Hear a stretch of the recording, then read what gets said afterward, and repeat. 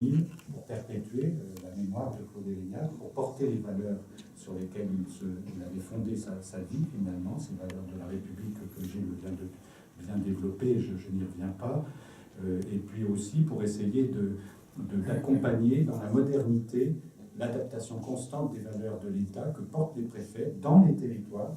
C'est si cher aux sénateurs et aux sénateurs Larcher. Nous sommes des préfets qui représentons l'État dans les territoires, aux côtés des élus, avec eux, en proximité. Nous l'avons toujours fait au fil des siècles, et c'est pour nous un élément majeur de notre philosophie de l'action publique. Et dans ce cadre-là, le prix de Claude Érignac pour des jeunes talents, qui est mis en place avec l'appui et vraiment l'implication très forte de Sciences Po, et je remercie beaucoup Frédéric Mion et son équipe, est bien destiné à montrer la modernité constante et l'adaptation constante du service de l'État dans les territoires, le service public dans les territoires. L'année dernière, je me souviens, et vous avez peut-être ça en mémoire, c'était un jeune étudiant qui avait monté quelque chose sur la gestion des risques.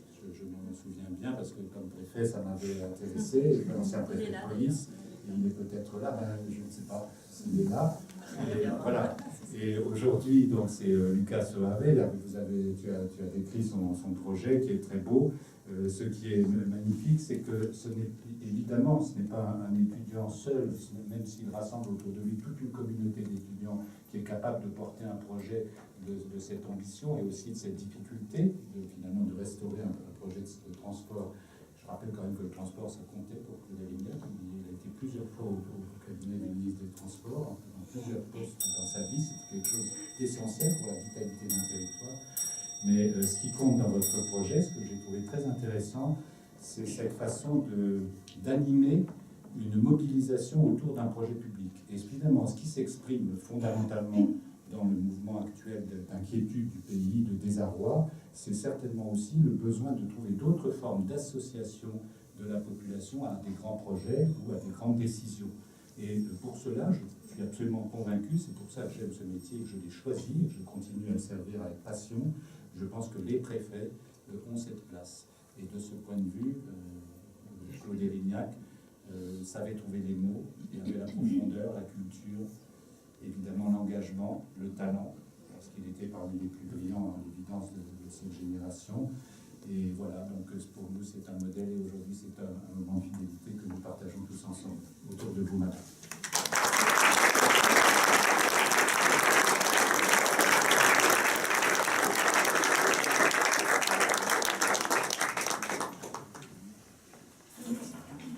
Chère Madame Érignac, chère Christophine, Monsieur le directeur qui nous accueillait en ces lieux, en lieu et place du président Larcher, cher Monsieur le président de l'association Claude Érignac et préfet de la région Île-de-France, Mesdames et Messieurs les ministres et les parlementaires, Monsieur le président de l'association des anciennes Sciences Po, cher Pascal Perrineau, garant du grand débat qui se déroule en ce moment dans notre pays, Monsieur le doyen de l'école d'affaires publiques de Sciences Po, cher Yann Alluan, et bien sûr, cher Lucas, Mesdames et Messieurs. C'est un moment à la fois d'émotion et de joie que celui qui nous rassemble année après année dans ces salons de la présidence du Sénat à l'invitation du président Larcher, pour faire bien sûr mémoire de l'homme qui vient de nous être décrit par le préfet Cadeau, Claude Érignac, et pour en faire mémoire dans la personne de jeunes étudiants ou étudiantes de Sciences Po qui, par les projets qu'ils montent, les initiatives qu'ils prennent, incarnent un peu des valeurs que le préfet Claude Érignac lui-même a incarnées par sa vie et j'allais dire aussi par sa mort. Il se trouve que cette année 2019 est une année anniversaire dans l'histoire de notre institution avec Claude Érignac, puisque c'est en 1959 que Claude Érignac est sorti diplômé de Sciences Po, c'était il y a exactement 60 ans.